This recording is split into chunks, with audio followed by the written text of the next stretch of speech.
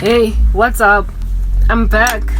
I told you I'd be having muesli. There's no way under heaven that I'm gonna let myself go weak and fall apart just because I'm suffering, you know what I mean? Just because I need to lose weight. Sugar.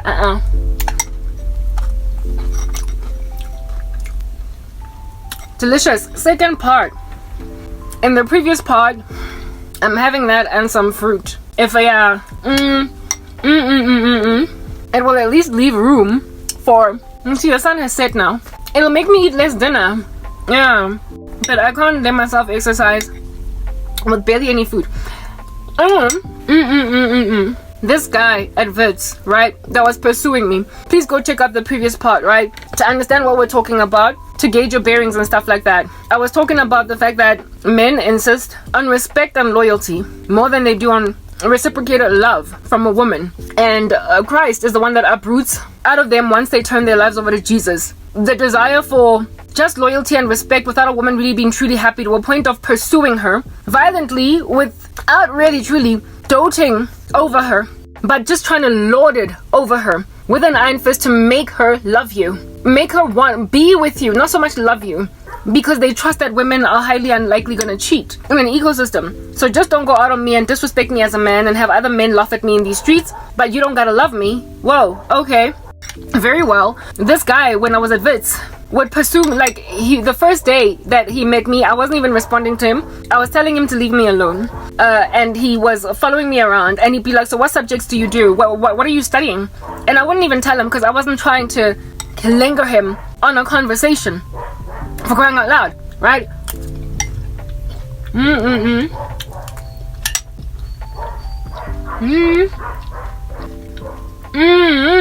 It's really hard to eat muesli while talking, but anyway, I was trying to get him this guy, right? And then he went and tabulated all of his statistics all up in my grill.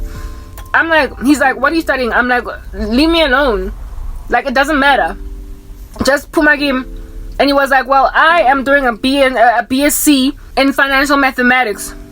I could take care of you. One day I'm gonna make a whole bunch of money. I'm gonna be rich, don't you see? I'm in third year, and next year I've already been accepted into honors. I'm doing well, and I'm gonna get my first job next year, interning at a company. I'm here on scholarship, meaning that I did so well that my parents' money has been saved. Somebody else is paying for my fees. A company is paying for my fees. So you're basically turning down right now somebody that's gonna take good care of you. You're still in first year, right? Well, I'm gonna be doing honors next year while working. I'll pay for everything. I'll give you lunch money. I'll give you whatever you need. Like, your parents can relax. They can save money. If you let me come in, they can save money. They don't have to give you taxi fare. They don't have to give you anything. Put you on top of that. Next year, as soon as I'm working, I'm gonna get a car, so I'll drive you home. You won't need to, Yazi, the stats, like, this guy was just throwing stats all up in my grill. He even told me that he can show me his academic transcript if I don't believe him. In other words, basically, the fact that he's not just a financial mathematics student, but one that is doing really well. As in, opasagadi 80, kadi 90. And so, proper, I have no business rejecting him. Yazi, this is Oki. I could not for the love of me believe that he was trying to get me to be with him based on what he was throwing around statistically. I could not believe that men like that actually exist. Like, guys that will shell at you, literally throwing money all up in your grill without actually trying to, love you, without actually trying to convince you that they are lovable. I don't know, like, you try to spark interest in you for them. That is genuine. For the life of me, I couldn't believe it. This guy's out there telling me that he's in third year. Next year he's doing honors. He's gonna graduate almost practically magna cum laude. And all I could think was, how is such a genius, such an intelligent man, so dumb? How is such a genius so dumb? Like, proper, why haven't you gotten basic things? Like, you are emotionally and spiritually very immature. How under heaven are you? Maybe as that guy. Maybe when he was growing up, he was so rejected by women that when he entered into Wits on scholarship, the little girls in his town were like, whoo! Taba Oya Jersey. I don't know. Like, cause he literally whipped out a whole marketing plan. A whole like financial model. Showing me even like net present values and everything. Of the fact that fine, this little project that you're looking at right now might be nothing. Right? It might be nothing today. But only look at the future. Forecasted 5 years and I'm going to be rolling in dough, baby. Like, Tabo. We'll give him that name.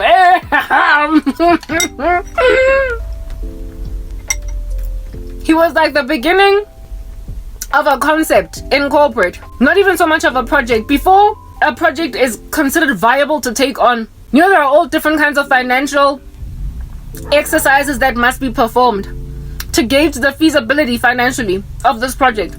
How much is it going to cost? How much do we foresee it's going to make? And so based on certain projections, you then either run with it or don't. Yeah, this dude done hooked up a hard knock conceptual a whole substantiation, or what's the word that I'm looking for? Like, you know, when you want to, 1 minute, when you want to make a case for taking on a project, and you do all different kinds of mathematical gymnastics to the project sponsor to convince him to finance the project. That dude was doing that.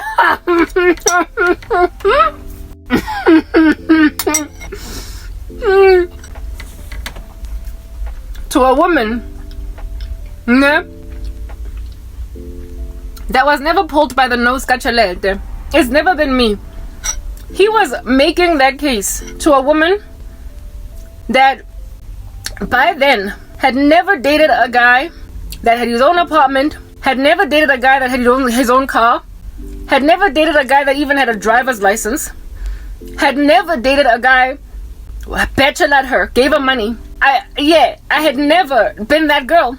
I'd never been in the, you know, the whole experience of passenger seat. I don't know it. I don't know it. I've never known that. I'm a chocolate girl. Chocolate by any guy. I've never sat in the passenger seat of a guy's car. I promise you right now, I have never done that before I got my own car. All the guys that I dated prior to me getting my own car did not have cars. I taught my ex-boyfriend how to drive. And only once he got his own car did I then sit in the passenger seat of his car, but as a woman that had her own car. So long story short, I've never been a gold digger.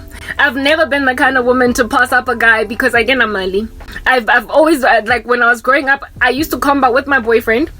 I used to like sneak in to his house because he didn't have his own apartment. Like proper, well into my 20s. Even when I was old enough. Because, you know, like teenage girls out here be getting judged for rolling around with guys that drive cars. Like, even when I was old enough to be with a guy that drove a car, I've never been with one. Like, my ex-boyfriend of 5 years was the one that I taught how to drive. So, before then, everybody was too serious. Everybody was walking. Everybody was comparing a pre. Everybody, I mean, remember, before I got my car, there was a time when I was in a taxi with my ex-boyfriend. Sick, I was vomiting. And I was lying on his lap, freaking out that the taxi driver is going to kick us out because I'm busy, I'm sick, I was vomiting. And I remember sitting before when he was the one comparing, while I was sitting on the pavement on the floor, unable to stand up straight. The way Nohosna Karagateng Umuntu mega kibela ma taxi nemedi ekula. Guys, I've never been a passenger.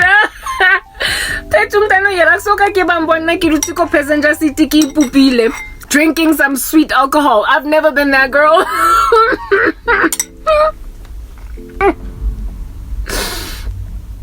But this Okie didn't know that, alright? So a guy could never ever pursue me with money. I always expected a guy to actually put his game on. Like, charm the living daylights out of me, for crying out loud. Let me find you swaggerfied. Let me find you cute, for crying out loud. Let me think you got game. Let me think you got skill. Let me think what cars are. Hey man, like, you better carserize me. You better say things. I'll give you an example. What made me fall for my ex-boyfriend, right? The one over 5 years, how I ended up dating him. He had we went to lunch, me and my girls, dinner, more like dinner, go news cafe, go Santon. Actually, the story with my ex is the perfect one to use. Remember earlier I said that there's a difference between a guy that you don't like back when he initially pursues you, but then he does something that changes your mind, and you're like, okay, fine, I'll roll with you, type thing. So he changes your mind. He makes you see that, I can roll with that. Versus a guy, he disgusts you, he grosses you out, but then he insists on being with you because he can pay your way. Two different things. My ex-boyfriend was the latter, who initially mengamfuni, but then he convinced me. And so I was like, okay, I'll roll with that, what, type thing. I met him, I was at my girls and I, a whole bunch of us, local news cafe, having dinner, prior to the days of every last one of us having a vehicle. So we were getting picked up. My cousin, her boyfriend, was picking us up, me and my cousin. And then the rest of them were getting picked up by some other guys, right? But it was like a girls' night out type thing. And my cousin's boyfriend rocked up with my would-be boyfriend. All right, at the time I was dating some other guy, some closet homosexual. I will put that out there. I was not in love with the homosexual. He was in the closet in the worst way. He was more like my friend than my boyfriend, but we used to whatever. Again, stories for another day. When you just want to be in a relationship and you let a guy interfere, actually, even though I'm suspect. Anyway, whatever. I was with a guy like that, so I knew that I needed to get out at some point, but he was keeping me company. I wasn't bored with him, I didn't hate him. He was just, I was not in love. And he was also poverty stricken. One of those houses that don't have a bathroom and a toilet inside. You gotta go use the ladies, you gotta go and pee outside. That guy used to live for room. So this pursuit by right now, trying to use that to convince me, it's like I've never been that girl. If living in a house all gentrified and in the suburbs, I could date a dude for room. It means even today these guys don't stand a chance. I've never been that girl. Allow me to just put that out there, right? I've never, I don't know, maybe it's genetic angazi, but some women are just not wired and just fell out to sniff out after money. There are women who actually are chasing after a pipe dream. They actually want love. They are those naive randos that can live in a shack and love a man. And I used to be like that. So I but just because I started making money and I was successful does not mean that I suddenly stopped expecting love. And thanks to being like that, I was never subjugated to the tyranny of dating guys that were such prolific players that I did not know where that was coming or going. I only heard horror stories in the wilderness about such women, but I was never among those girls. I've never dated a guy that was all over the show to a point where I was in danger, except for one dude. And even that one dude, the only reason I even ended up dating him was because I was playing around with him knowing that he's a player, and then I mistakenly fell in love, and so I stayed with him, but not for two. He pulled one stunt and I eventually got out of that. But otherwise, Self also didn't have a car. He was also living at home with his parents. He was just really hella charming, and so he prospered to win me over type thing. But I've never been given a salary and allowance by a guy ever. It's just this guy from the US was the first guy in my life ever. I promise you, and I was already 37. It took me getting to the age of 37 guys. Please, ngicela ningadlali ngami. Ngicela ukuthi ningangideleli la emgaqweni. Ngicela ukuthi respect nje. Please, can we just do that, guys? Yazini kutlwela ngumtela mo lifeng. Kyalikupa kyalingeng. Anyway, I don't want to so my ex, before how we met, how I ended up dating him, comes to my ex, my cousin's boyfriend comes to pick us up at the news cafe. All right. My cousin's boyfriend comes to pick us up at the news cafe. This lipstick is getting all over my hands. Comes to pick us up at the news cafe, but he comes with this guy, with my ex-boyfriend. I get their friends.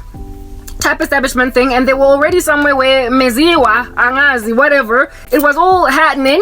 It was happening somewhere. These Gen Zs call it lit. It was lit. They came from somewhere where it was lit. So he came with one of his boys, and one of his boys was the boy that would end up being my man type thing, right? I gotta go pick up my girl from wherever. I gotta go pick up my girl from Santon. she's having dinner with her girls. So this guy's like, okay, sharp. My ex is like, okay, sharp. So he accompanies my cousin's boyfriend to come and pick up his girlfriend. And well, I'm traveling in the same vehicle with them, right? And initially, before it wasn't just a pickup, they chilled with us for a minute. Like the ladies, they found us there and they were like, ladies, hi, how's it going, what's going on? And they picked food off our plates and they sat down, right? And so basically he was at some point around an entourage of something like 10 or 11 women. Like 11 women were at that round table having dinner at the news cafe, and my ex was looking at me the whole time, and that I felt flattered by that, but I was like, I don't like him type thing. He was looking at me and I was like, whoa, out of all of these fly ladies, these fly mommies, you've chosen me. Whoa, how special. He was eyeing me. Lo and behold, when it's time now to go home, he then also got a surprise shock of his life that, oh, she's coming in the car with us because she's the cousin of my boys, right? So I go in the car, and because he's a decent gentleman, my cousin was one of those passenger seat, so she was in the passenger seat of her man's car, and so therefore this guy had to move back, being decent, and sit at the back with me, because now Mary was here, so you don't get to sit in front and make the two girls sit at the back. So he sat at the back seat with me. Music is pumping, random whatever lackluster conversation is being had. He introduces me to himself. Look, I had already met him at the news cafe type thing, but then he starts to like spark up like conversation with me as I'm sitting back there, you know, and I'm humoring him because, you know, it's rude not to type thing. And I'm like, I work at this I work at Telly Show. Where was I at the time? Netbank. I work at Netbank in Braamfontein type thing at the call center there. He's like, oh, no way, get out. I also work at Liberty Life. It's like the same neighborhood type thing. I was like, oh, really? Oh, my uncle works there. Who's your uncle? ABC. Oh, no, snap, I know your uncle. Your uncle, you mean her dad? I'm like, yeah. My uncle, indeed, my cousin's dad. I'm like, yeah. Her dad works at Liberty Life. And my family has got like a whole history at Liberty Life. Like we've, you know, every one of us has worked there before we end up somewhere else type thing. So it's like a family business now, you know, and we laugh and say, so how long have you been working at Liberty Life? No, this long. And you at Netbank?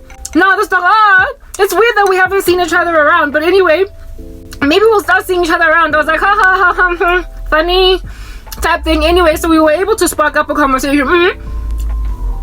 And then he tells me that he stays in what's that neighborhood that my ex stayed in? Yeah, that neighborhood. He's like, I live in this particular neighborhood. I'm like, oh, so where did you go to high school then? I realized that he lived in a neighborhood in the south of Johannesburg. And that's where I grew up, and that's also where I went to school. So the first automatic question that came to the top of my mind was, what school do you go to? What high school did you go to? If at all you live in this neighborhood, did you perhaps go to a high school in the hood, in the vicinity? And he's like, yeah, I went to Mondio High. I was like, get out of town. Do you know ABCDPQRSTUVWXYZ? Hashtag squiggly. The next door neighbor, minus cousin twice removed and whatnot from that other street, like proper. I was naming people. I didn't go to Mondio. But I knew a lot of people who did. Like I knew my friends from primary school who went to Mondio. I was like, do you know about it? Do you know this? Do you know that? Do you know this? Do you know that? And he was like, well, from where? What does she look like? Yeah, maybe. But then he didn't know all of them because my ex was 4 years older than me. So when we were in grade 8, he was in matric. So he didn't really know all of my girls. But I was like, do you know this? Do you know that? Do you know that? Anyway. And then, of course, after asking him what high school he went to, he was like, and you, what high school did you go to? And I'm like, I went to Sir John Adamson. Oh, no, please, speech lag, don't mess with me. I like my stories. I've got speech lag challenges right now.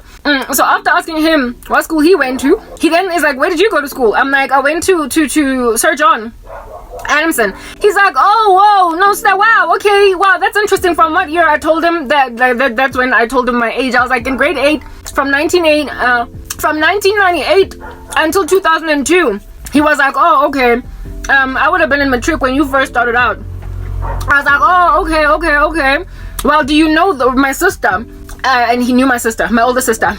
I was like, do you know my sister? He's like, yeah, I know your sister. Also, this girl, let's say my sister's name is Pinky. Oh, so you're Pinky's younger sister. I didn't even know Pinky had a sister. We used to party together and whatnot. I was like, yeah, I'm Pinky's sister. Type thing. He's like, oh, whoa, what a small world. So we basically hit it off in terms of a conversation, but I still didn't like him because I thought there was something about him that was, I will come to explain to you later when I tell you what my cousin said. Something about him was off, and that was the reason why. Mara, he was kind, he was very sweet, he was a nice dude. We had a conversation, we had a lot in common, we grew up in the same more or less neighborhood, knew more or less the same people type thing. He had never crossed paths for whatever reason when we were on the come up, but one of the biggest reasons I imagine we never crossed paths was likely because Nekisa Pape, because I wasn't all over the show. Nekisa spreading my body around all of the south of Johannesburg to a point where I would be known, right? I was a relatively kept together kid, Nekile in a bunch type thing. So Nekisa Papi, Nekisa stratmate, that's yeah. So he wouldn't know me. Otherwise, he might have known me. My cousin, however, did know him because she was heavy. She was hectic. She was all over. She remembers him from back in the day. My cousin, Yana Bloko Naturina. So Namo Tseb. Hey. No. Oh my God, right. Okay. They then got into a fight at some party. I was like, they will go there to do something. I can't even write song. Were they picking up a guy or what? And first, my cousin's boyfriend, to go and deal with this fight at some complex where some kids, we were all kids, I guess, were having a brawl. And then my cousin and I were like, hey, but these guys are having a fight. What's going on? And then my ex came, well, he wasn't at the time my boyfriend. The guy that would ultimately be my boyfriend comes back and he's like, hey, they're about to break out into a fight and I'm not interested. And I was like, oh, so at least you're not violent. Anyway, whatever, right? Fine, he gets dropped off at home. My ex, right? First, because we're now in his neighborhood. Where the fight was happening was in his neighborhood. He gets dropped off, we drop him off, and then my cousin's boyfriend takes me home, and then the two of them go back to wherever they were going. I was living in this hood. Type establishment thing. Next day, my cousin calls me on some girl. You don't have to know that I love you, girl. I'm kidding. Okay, there was no song, but like she calls me. She's like, girl. Let's say my ex's name was Cabello. She's like, girl, Cabello is feeling you. Cabello likes you. He has a crush on you. He thinks you're the cutest. You're the baddest. I'm like, oh really? I could tell, but I'm not interested in him because something about him looks criminal. Like that's what I told my friend, my cousin. I was like, only something girl.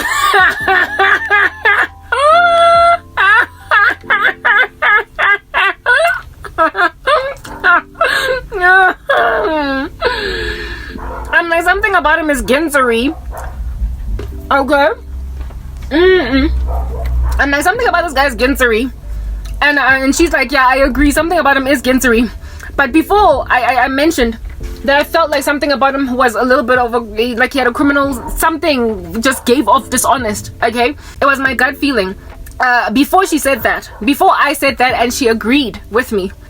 She was like, if I was not with my man, I'd date him. So my cousin low-key sort of kind of influenced me to look at him differently. She was like, if I was with him, if I was not with my man, I would date him type thing. So I was like, that's your choice. I don't want to be with a guy that's kind of ginsery type thing. Anyway, I let it go. She relayed the message back to him.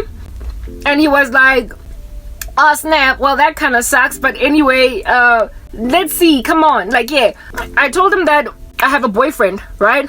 I told my cousin to tell him that I have a boyfriend. My cousin knew I had a boyfriend. That was a closet homosexual, but anyway, that was not a real excuse because I wanted to leave that guy for somebody else due to the fact that he was obviously gay. Like, it was so clear. Anyway, whatever. But I used him as an excuse. And then this guy told my cousin, when my cousin told him that I've got a boyfriend, he was like, well, he was like, tell your cousin to give me a chance to convince her to leave him for me. And when my cousin brought back that message, I was so flattered, guys. Like, I was so flattered. I got so giddy. My goodness. I was like, what? This guy wants me he wants to contact me so he can convince me to dump my boyfriend. What I could convince the guy. I was so flattered. Like, I initially didn't want him. But then he said stuff like he basically moved me into a zone where I was like, okay, fine. Like, I'll give him a chance. I found these little sneaky ghetto tactics really very attractive. I don't know. First, it was him saying that give your cousin my number to call me so I can convince her to basically leave that guy for me. And when he said that, I was like, ain't nobody ever said that to me. I got giddy, but I let it go. Alright? And then when my phone got lost, phone very entry-level boring phone, got lost. I don't know what happened to it. Like, when you party, sometimes phones go missing. Yeah, so my phone went missing, and this guy was still asking about me. I'm still in a relationship with a closet homosexual. Alright? And I would leave him any day. If at all a guy rocked up and convinced me, that, hey, this is it. Because I wanted to be with a real man, not a somizi that's going to put a baby in my stomach. And next thing, years down the line, I'm co-parenting like I'm Palesa. I'm sorry, right? Yeah, type thing. So I was prepared to leave this gay guy, and I was going to leave this gay guy, but I just wanted to be with someone. Plus, I didn't hate this gay guy. He was a friend of mine. We were close, but there was no love because he was obviously in the closet. Like, it was so clear. So for me, it was like, I'm not gonna leave my friend, that I'm always spending my time with on the weekends, that keeps me busy. I don't hate him. I don't dislike him. I don't severely dislike him. I don't find him disgusting. I just find him gay. So I'm gonna hang out with my gay man every weekend. I needed, I was in a time in my life where I had to be in a relationship. Like, I just had to be in one. I don't know if you would understand what I'm talking about as a woman. Like, when you don't grow up validated or secure in yourself as a woman, and when you don't grow up with the right kind of counsel, advice, you feel once you start dating as a teenage girl going into your 20s that you basically need a guy to feel complete or whole or whatever, such that you cannot be single. From the moment I had my first boyfriend, I could not be single. I never had breaks between boyfriends. Like, it just never happened. I struggled with singlehood until Jesus enabled me for the first time in my life to be single. It's now, 12 years? But before I dated the first guy I ever dated as a Christian, I was single for 2 years, and I was never able to do that before because I always felt like I had to have a man. I could not leave this gay guy because what am I gonna do? Like, what's gonna happen with me when I don't have a man? Type establishment thing. And this guy, this ex of mine, was basically saying, so I'm Mo and come here then. So I'm Mo and come here. And that's exactly what happened.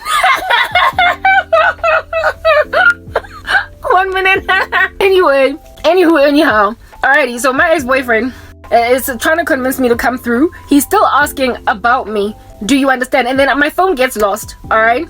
And with this phone of mine lost, this guy is busy still asking my cousin, what's going on with cousin Yao? Like, come on, let her talk to me, what's going on? I also was very intrigued by the pursuit, like the fact that he kept pushing. I was flattered by it, type thing. And my cousin was like, hey, Karabo, Kabelo is all up in my group, busy. He keeps asking me about you and what have you. And I'm like, I'm not interested. Besides, I don't even have a phone, I don't even have a phone that he can call me on, type thing. She goes and relays a message to him on some, dude, you and this thing with my cousin, I can't just give you my cousin's number. The first time she was like, I can't give you her number if she doesn't want me to give you her number, because then she's going to feel bombarded by you. She's going to feel disrespected by the lack of respect for her wishes. 1 second. I wanted to touch up my lipstick. Anyway, she's going to feel bombarded by my disrespect of her wishes and come at me with a flying kick. So I gotta get her permission to give you her number. She gotta approve it. She gotta be cool with it, So he was basically trying to get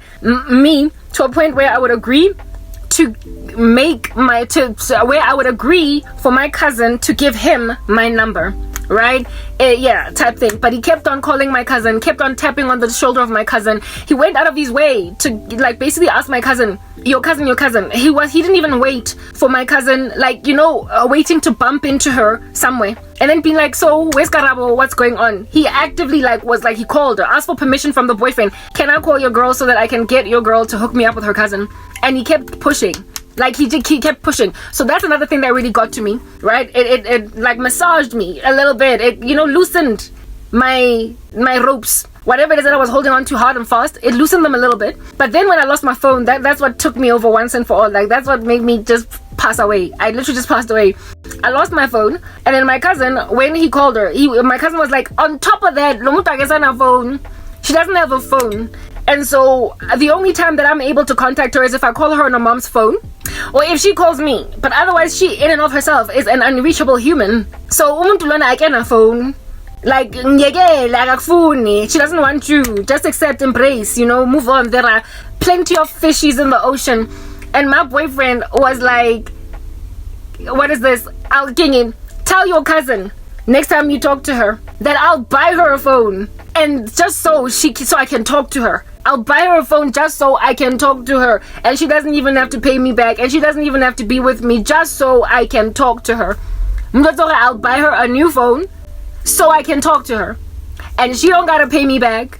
And she don't even have to agree to be with me. She just gotta give me an opportunity to convince her to come and be with me instead of whoever she's with right now. And when my cousin came and told me that, I was gone. I was gone. That was it. I was like, this guy. And yeah, first I but I was so flattered. If I had no feelings for that guy on that day, there was a fire in me. I was like, he said that? For real?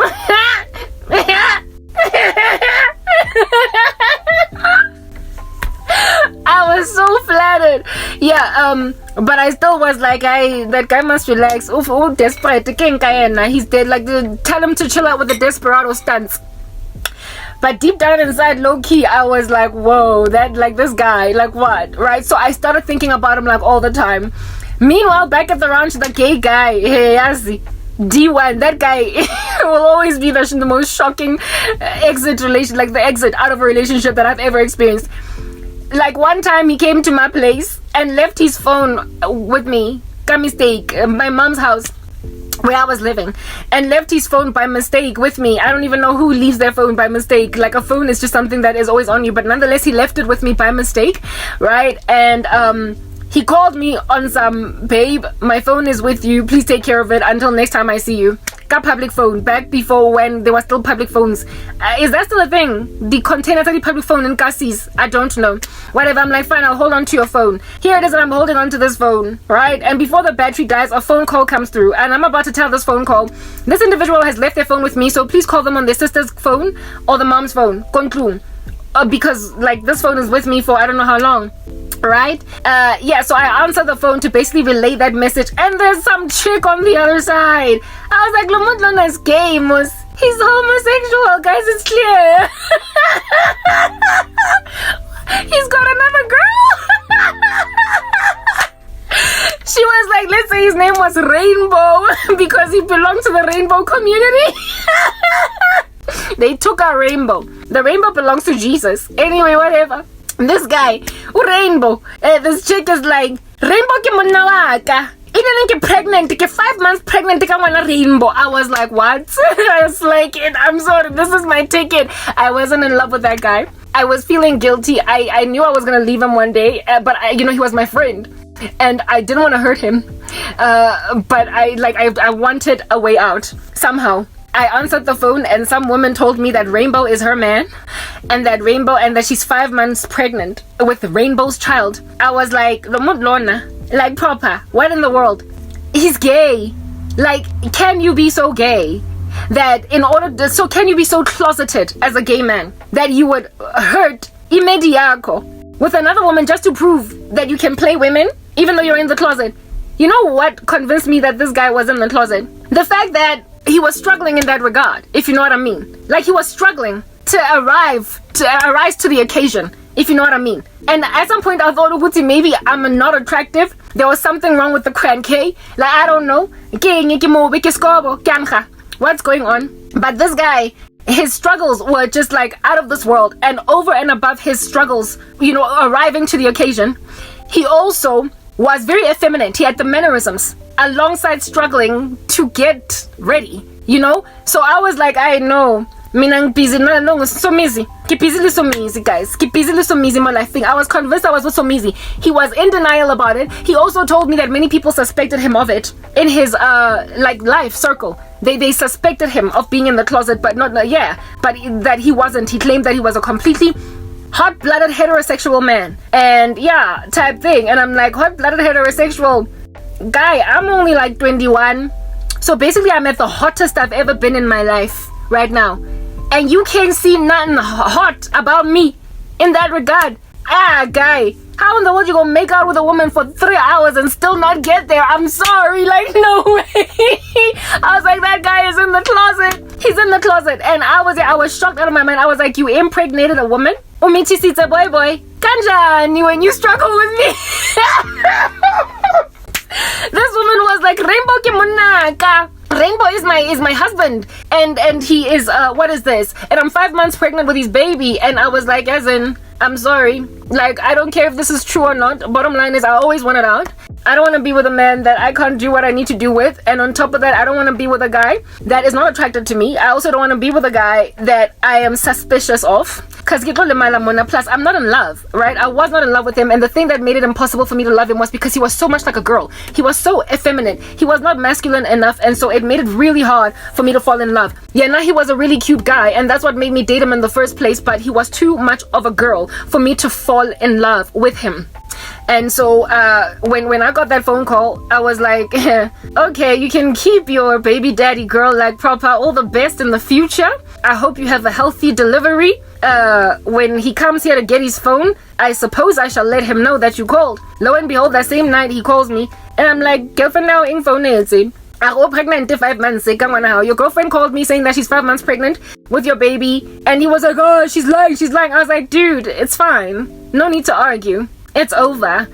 Come get your phone when you're ready, but this is done. We're finished. Like, it's over. He was like, oh, I'm not a baby. I was like, guy, it's over. I'm not a baby, because he had these mannerisms and his voice was not even fully broken. I'm not a baby. Baby, come on, man. You know you're my girl. Chill, dog. Yeah, I am your girl, more like your bosom buddy, BFF, but I'm not your girl in that, heterosexual romantic sense. I'm sorry. Bye.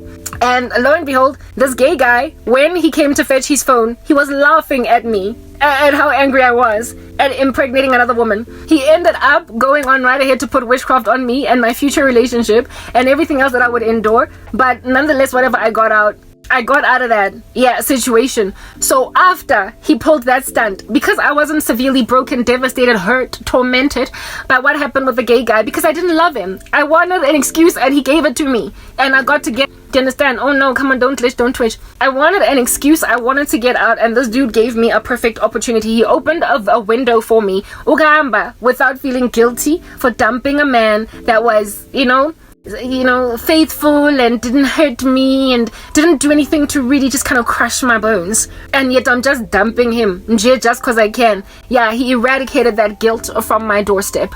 He is the one that made the first infraction, and when he committed the first infraction, I fled. I did not allow him an opportunity to apologize, nothing, because I was like, this is my chance. And indeed, he laughed at me like I was throwing my toys out the cot. Anyway, whatever.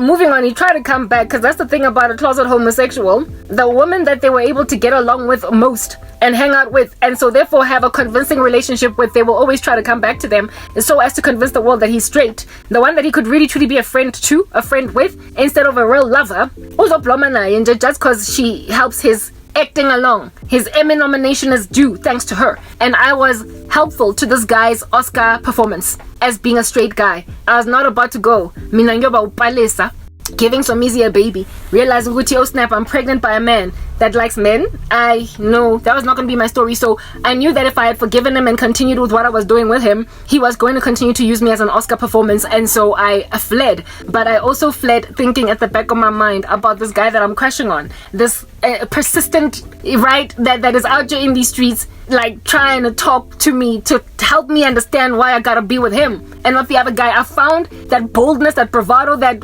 forceful role. I was very drawn to it. I was attracted to it. It was a pursuit, and I loved it. I loved that he pursued me so hotly and so effervescently. and was so confident in so doing it as well, to a point where I was like, I'm sorry. And again, remember, I was dating a closet homosexual. This guy was a man, my ex, that is, or that would ultimately be the 5-year guy. He was a man in a way that this other guy wasn't, and I was robbed of a patriarchal, true, presence in my life. I was robbed of manhood because I was dating a closet homosexual for 8 to 9 months. And I was emptied or robbed from a man's voice, a man's ways, a man's walk, a man's insistence, a man who really wants a woman. Like a woman. You know what I mean? And when my ex was pursuing me like that, I was like, it's been a drought up in this monster. It's a whole drag. It's like, when my ex rocked up, it's like I was the equivalent of a girl that's been in an all-girls boarding school and seen nothing but girls for 5 years. And then next thing she goes to university, and on campus, it's like, whoa, I went crazy because my ex was a man in a way that other guy wasn't. And it worked in his favor. Coupled with how strongly he pursued me. No guy has ever pursued me like that before. Like the guy was 5 years. I guess that's why he lasted as long as he did in my life. No man has ever gone to such great lengths to get me, right? And so I finally, this time around, after I broke up with that guy, I contacted my cousin. And I was like, since I'm busy I'm all up in my girl trying to holla at me. And she's like, yeah, he is. He's still trying to get with you. I was like, you can finally give him my number. At this stage, I had gotten a new phone myself. I did not, insist that he buy me one. I bought my own phone and with a new SIM card and everything. I was like, this is my cousin knew my number. I'd done a SIM swap, right? I was like, you can give him my number. I bought a phone type thing. It's cool. And then he called me, guys, within the same day, y'all. The same day. He called me the same day. He did not wait until the next day. I didn't wait 3 days for, no. It's like my cousin delivered the message to him. And as soon as my cousin delivered the message, I got the call. And we spoke all night. We spoke all night. First date, spent all day together. And the rest is history from there. Fell hard and fast for him. He was able to convince me to come in. So initially I didn't like him. I didn't want him for reasons that frankly I should have actually listened to my gut feeling concerning. But he was able to convince me. And that's the difference between a man that rocks up, pursues you. Initially you don't want him, but then he creates a very compelling argument. He makes it possible for you to see where he's coming from. My ex wore what I imagined a swagger, like he intrigued me, he interested me, he created in me a desire for him. I found what he did fantastic. He was phenomenal. I loved it. I don't even know what word to use. What is the English equivalent of the kaza word? He had, I don't know, what in the world? I'm sorry. He convinced me. I don't know what good kaza is. He was impressive. That's it. He changed my mind. He was a kazaran guy. I found it to be incredibly vested with swagger, what he did. And so I thought it was cool. And then when we went on the first date, he was everything, I guess, I kind of needed. He was funny. He was all these things. He had many stories for days, and I can sit and listen to a person talk for all day if they're very interesting. He had stories for days. We never ever had awkward silences. He knew how to hold his water, his conversation. Top of that, what is this? He was the flower buying type, and that was my first time ever being with a guy like that. He was the flower, candy buying, romantic teddy bears type thing. Calling you all day, texting you all day. I was like, what more do I need? So I was parched for a season, and then I entered into a well-nourished forest full of fruits and vegetables, and I was like, I'm good, I'm chilling. And I indeed chilled in there for 5 years, but then he pulled a stunt. He went awry ultimately, but this story is not about my ex, but I'm trying to help you understand the difference between a guy that you initially don't want, and then he makes you see that actually he's very wantable, he's actually desirable, then you end up going in the sunset and marrying him, versus a guy that you find disgusting. The one at Wits, he was disgusting. Why was he disgusting? Because of how he pursued me. First of all, he kept on telling me he's got all this money.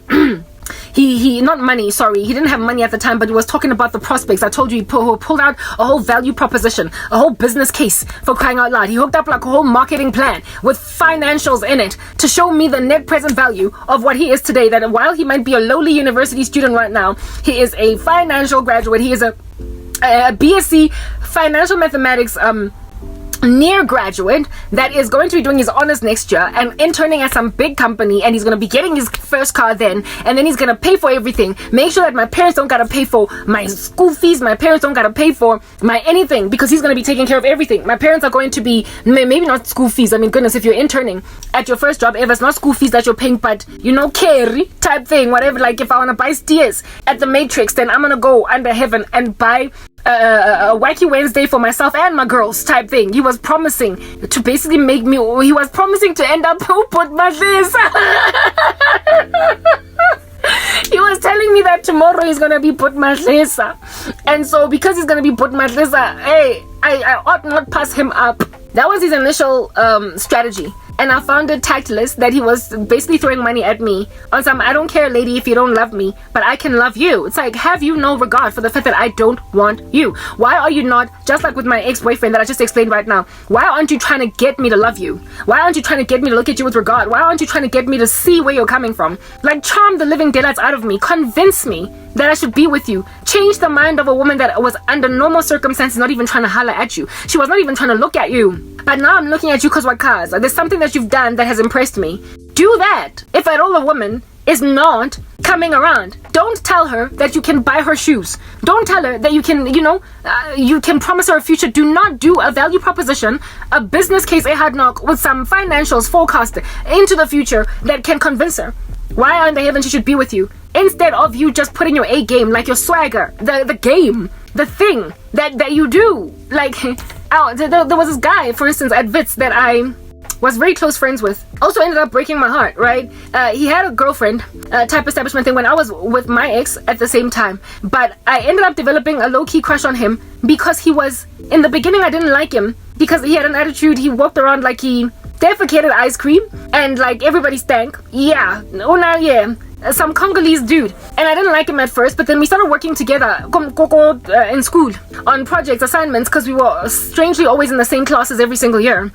Anyway, whatever, and we got close. We became really tight friends because of working together all the time. And once we became friends, then of course, he stopped having so much attitude and became a little bit of a better human being as a result. And this guy was such a gentleman, just generally, without even you being with him, that he was the kind of dude to, buy all the ladies Ferrero shares at the end of the year, and pick you up, even though he's a friend. Like a guy, a guy that has a crush on you, knows that you're not going to be with him because you're with somebody else, and does not therefore as a result of that pursue you. But when you ask anything, he flies from wherever he's at. He could be in a different city, and he will drive all the way from Limpopo to Johannesburg just to bail you out of something. He became that to me until I developed like a low-key crush on him. That's a guy that ultimately reveals his swagger for what it is in your girl. And if should he pursue you, you would say yes. But there was a time when if he pursued you, you'd be like, no, you're just a friend. Let's kid,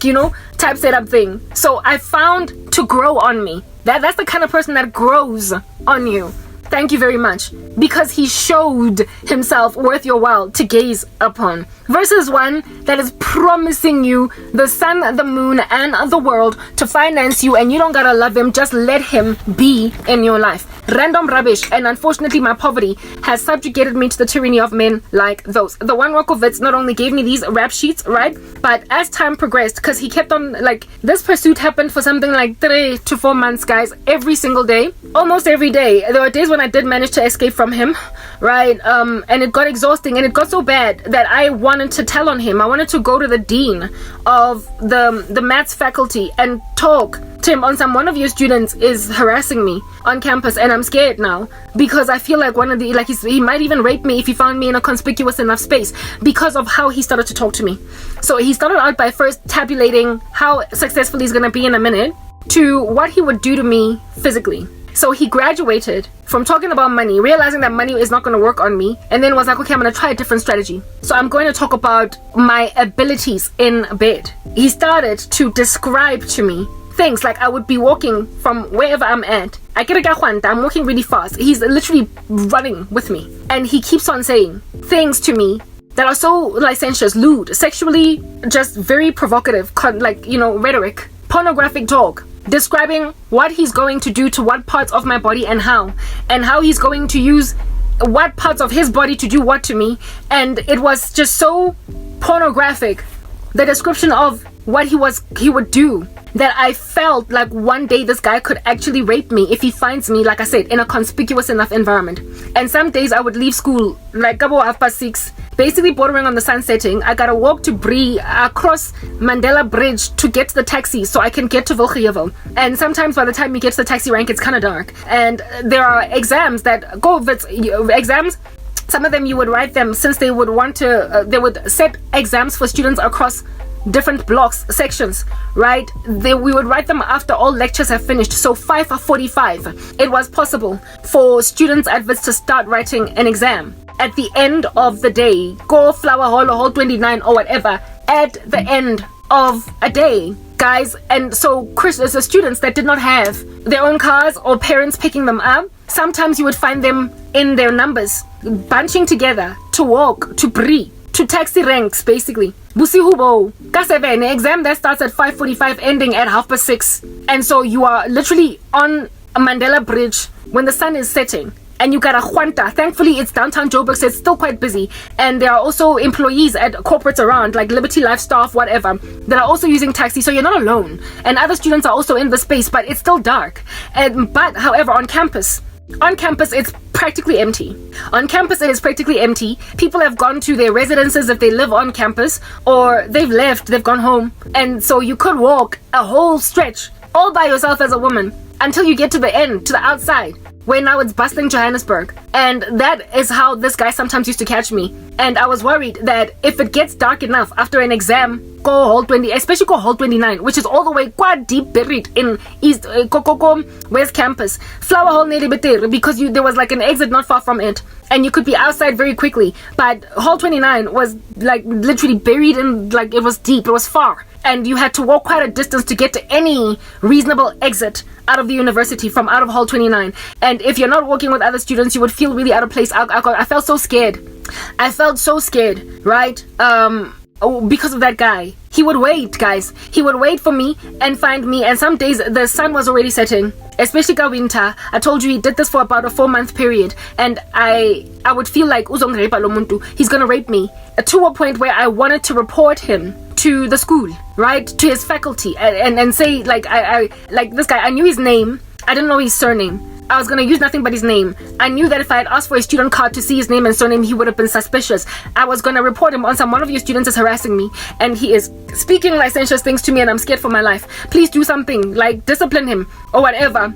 But by the miracle of God, somehow one day it just stopped. One day it stopped. He left me alone. But I was on the verge of Gumpaisa to the faculty. It got there because he started to become very pornographic in his descriptions of what under heaven it is that he was going to do to me physically. That was a man that was desperate to be with a woman that did not want him, and it was because of his switch off conversation to a very pornographic tone that I then started to get very disgusted with him. I was grossed out, and I started to tell him, leave me alone. And one day he got to me so badly that I basically almost cried, and I think that's what made him be like, let me move, and then he left me alone, right, after 4 whole months of struggling with this. But the pursuit was real, it was alive, and it was quite abusive. Do you understand what I'm saying? And the same thing is currently right now still pursuing me. Now that I am on all of the squalor and I'm suffering, I'm persecuted, I got very perverted men who I consider to be lewd and licentious, using the korobela and whatnot, which is a very sexual suggestion. Korobela, whenever you afflict a woman with korobela in dreams, it will come forth as lust, sexual attraction, and in waking life you're gonna find yourself lusting after the person. If at all the spell is catching on you that has done this to you, it does not inspire love. I don't know how many times I can say this. The devil cannot manufacture love, only God. So korobela does not bring love into an ecosystem. It brings lust. It makes you sexually attracted to somebody. So when you see it for what it is literally like a sexual attack. It is a sexual abuse. It is like somebody shallowing you by telling you what they're going to do to your body using what parts of their bodies, what they're going to use their tongue to do to what part of you. Yeah, that's how that guy used to talk to me. And in my dreams I see that kind of imagery where there's a lot of sexual activity and trying to convince me to be with someone, because that's what korobela is. It's lust. And so when you pursue a woman that heavily with that level of sexual abuse, on that day you are a rapist in the making, and you are of course unapproved by God because you're walking in licentiousness and sensuality, and you are also trying to cause a woman to fornicate with the heart, which is something that God considers a sin. You are showing her pornographic images that she has not signed up for, given that she's dreaming them and not actually clicking on a XXX site. You are forcing a woman to see sexual value in you that is not attracted to you, and on that day you become disgusting. And when a woman is that grossed out by you, and you still tell her, but I'll protect you, I'll buy you a house, I'll buy you shoes, I'll spend 10,000 rands on you in a day. You know, you have everything you want, and you expect a woman to fall in love with you that thinks that you're basically Hannibal Lecter. You're Jack the Ripper, you are Ted Bundy, you're Moses Sitole. To her, you are a creep of prolific proportions with a sexual perversion, and yet you think that one day is going to arrive when you're going to flip her and change her mind where you're concerned. That is the kind of stuff that cults are made out of, where men so desperately desire a woman that they will promise the sun and the moon to her insofar as she will agree to be with him even if he does not love her. It's cultic. It's cultic. And it is sinful against God, and it breaks the heart of God. It grieves him concerning his daughters, because he cares that we should be reciprocal in love. He cares that we should be mutually involved with somebody that we also desperately want to love, instead of it being one way and us cringing every time our husbands kiss us. When you see his naked body, you just want to vomit. You can't stomach. You feel good when you come home and he's sleeping and snoring on the couch, because it means you don't have to talk to him. It means you don't have to humor him. It means you don't have to kiss him. But the moment he wakes up, you're like, ugh. When he's turning around like a door turning on its hinges in bed, you're like, oh goodness, what if he wants to do whatever? And you just are like very unhappy, and you're always on the phone next to him in bed after the deed, because of the fact that ultimately gets in your thoughts are like far away. I'm sorry. Like, I don't want that. I know what it's like to be with a man that I don't love, that I cannot be intimate with any level of ease. And I didn't even dislike him. I just was disquieted by his gayness. He was in the closet. It wasn't the first. There was another guy that I dated that I didn't like, but it never got to relations, if you know what I mean, type thing. But there was only one guy that I had never had any passion for in my heart, that I got to a point of having relations with. And oh goodness, it was heavy. And then like I said, I did not hate this guy. I didn't dislike him. I just knew that I was wasting my time with a gay man. So now when you add absolute abhorrence, hatred, disgust, that just makes it a new game altogether. I could hang out with my gay ex because he was good people's, but for the fact that he was in the closet and I was straight and he was gay. But these guys, I don't even like them. I find them disgusting. So it adds a new nuance, a new facet to this whole discussion. It's a disgusting, grieving thing. Guys, let me move into the next part. I'm knowing our way into my exercise time now. So let me do the final part to seal this conversation, that women might be edified, to basically spot this for what it is, and also for whatever men might feel like it's enough, Nje, to drag a woman through the mud in a relationship that they don't want to be in, but you're paying their way. You are selfish, you are a narcissist on that day. You should leave her alone. You are a human being made in the image of God that some other woman will love like a fat kid loves cake. Allow yourself to be in a marriage with a woman that is reciprocating. Because then on that day, everybody is mutually happy. Because if you are not insistent on your wife's happiness, you are not a man of God. You are not loving a woman the way that Christ loved the church. It's that basic.